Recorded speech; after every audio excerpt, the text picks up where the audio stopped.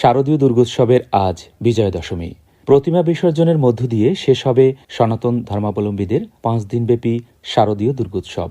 গতকাল মহানবমীতে ঢাকঢোলের বাদ্যতে মুখর হয়ে উঠেছিল বরিশালের পূজা মণ্ডপগুলো।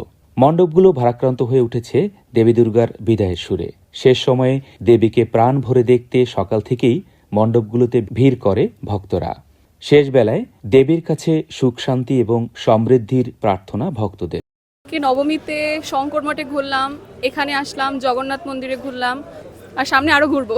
আমরা খুব শান্তিপূর্ণভাবে, সুষ্ঠুভাবে এবং সার্বঙ্গিক আনন্দ উদযাপনের দ্বারাই আমরা আমাদের বৃহৎ আনন্দ উৎসব চলছে। আমরা চাই আমাদের যত দুর্গতি আছে সেই দুর্গতিকে নাশ করে আমাদের যত ভুল ভ্রান্তি সমস্ত কিছুকে পেছনে ফেলে আবার নতুন করে শুরু করতে।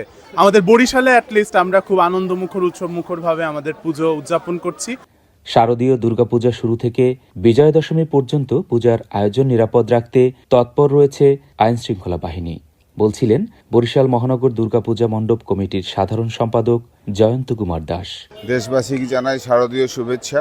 বরিশাল মহানগরে মোট 47টা পূজা মণ্ডপ প্রতিষ্ঠিত হয়েছে এবং বরিশাল জেলায় এসেছে 642টি। আগত ভক্তরা তো উৎফুল্লের সহিত পুজো উৎসব উদযাপন করছে। আইন শৃঙ্খলা বাহিনী সকলেই আমাদের আশ্বস্ত করেছে এবং সুন্দরভাবে পরিচালনাও করছে, যাতে আমরা পুজো উৎসবটা ভালোভাবে সুন্দরভাবে পালন করতে পারি।